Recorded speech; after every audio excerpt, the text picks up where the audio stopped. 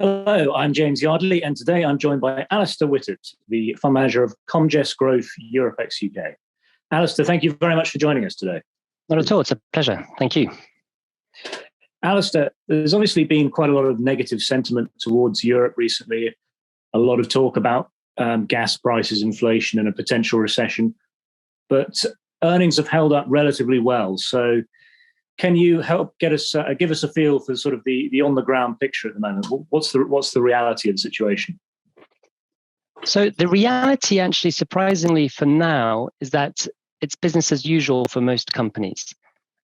So for the most part, especially in the portfolio, the companies that are continuing to deliver very good numbers. And first half results for the portfolio have seen earnings grow 20% this year over last year.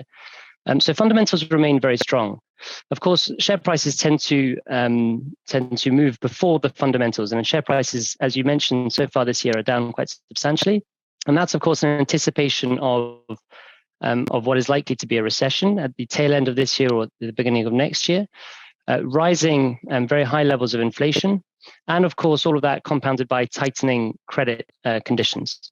So I think it is quite reasonable, and most companies on the ground are expecting much tougher conditions in the second half of the year and into next year, and they are preparing their businesses for that environment. And are there any countries or sectors which you particularly like or dislike at the moment? I think especially as we enter what is likely to be a recession, I think there are certain characteristics that are going to become very important. The first is going to be the defensiveness of the company's revenue streams. And there are, of course, revenue streams out there which are far more defensive than others. Think of healthcare, for example. Healthcare spending in US records has never fallen. And that includes, of course, multiple financial crises, including, of course, a health crisis in the form of COVID. So we think that is a space that will continue to be defensive. But of course, there are other defensive spaces. Staples companies tend to be more defensive in recessionary environments. But then there are some sectors that might surprise you as being defensive. Luxury goods is actually a quite defensive sector, particularly the most desirable brands like Hermes, who even in the financial crisis of 2008-9 was able to generate revenue growth. So I think defensive revenue streams is going to be very important. The second is going to be within those markets which are slightly less defensive, people tend to concentrate their purchases and they concentrate them towards the stronger brands. So we are already seeing that so far this year. Look at the difference in, for example, the performance between L'Oréal and Unilever, both of which have had to push through big price increases, but Unilever is seeing their volumes decline by a couple of percent. L'Oréal is generating close to 7% growth in their volumes. So people tend to concentrate their purchases. And of course, it's much easier when you're selling a dream in the case of L'Oréal than when you're selling soap in the case of Unilever. So I think we're going to see the strong get stronger in that sense. And I think a third area which will be important are companies who have idiosyncratic growth.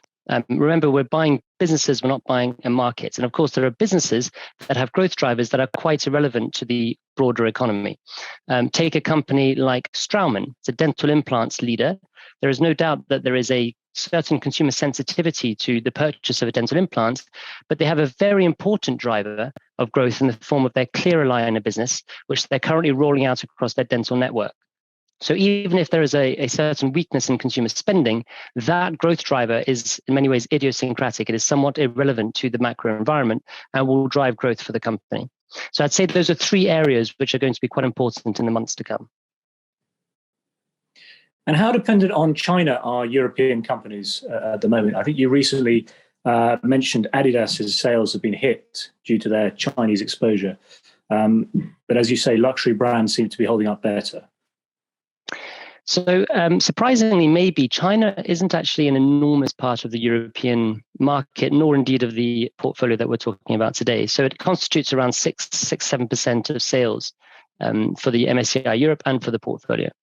And to give you an idea, it's smaller than, for example, the UK or Germany as an end market. So it's not irrelevant, but I wouldn't want to overstate the importance of China. Now, where China has been a challenge for some Western companies, or for companies in general, is in two forms. First, regulatory pressure, particularly in the internet and tech space.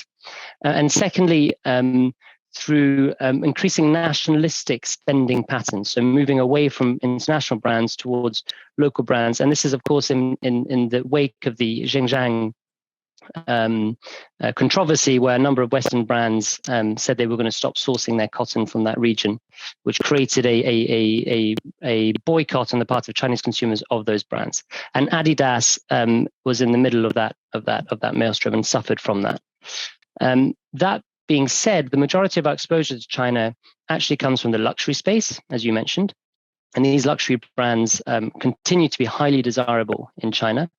And it also comes from the healthcare space, where these are businesses selling proprietary and patent protected either drugs or medical equipment. And that continues to be an attractive market.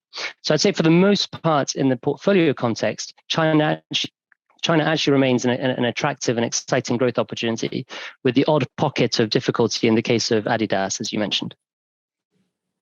And what changes have you been making in the portfolio recently? So we are long-term investors. Our investment time horizon is 5 years and more, and we've held companies for 20, 30 years in our pan-European strategy. And we tend to take advantage of these market sell-offs to buy into or to increase our exposure to some of the best long-term companies in the portfolio. And so we've been doing that since the start of the year. We've been adding to some fast-growing companies like Adyen in the payment space, a very high quality and fast-growing Dutch payments processor. We've also been adding to a company called Sartorius Stedim, which is a provider of medical devices or medical equipment to the pharmaceutical industry. That has also been a fast-growing company, and one which we had unfortunately not been able to own as much as we would have liked because the valuation was too high, and the sell-off since the start of the year has created a buying opportunity there. So where we see opportunities in this sell-off, we've been adding to those names. And why should investors be considering European equities today? Why not invest elsewhere in the US or UK or Asia?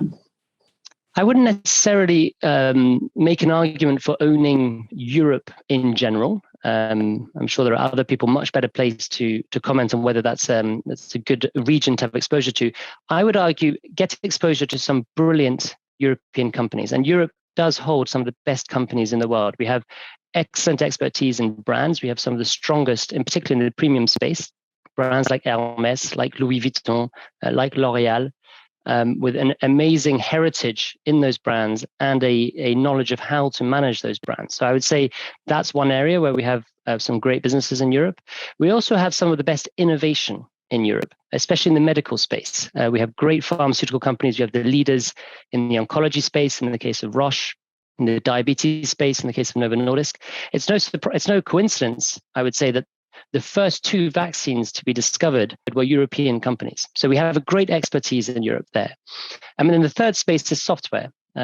Europe is, of course, where SAP was born, one of the first and largest software companies in the world.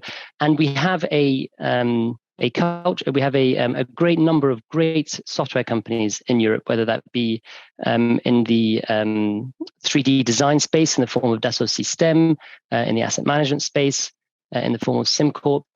So I think that's another space where we have some great businesses. So I would say there are some great businesses in Europe, and I would look to get exposure to those rather than saying get exposure to Europe as an economy. That makes a lot of sense. Well, thank you very much, Alistair. That's been really interesting, and thank you for joining us today. Thanks very much. Thank you. And if you'd like to learn more about the Comgest Growth Europe ex-UK fund, please visit fundcalibre.com.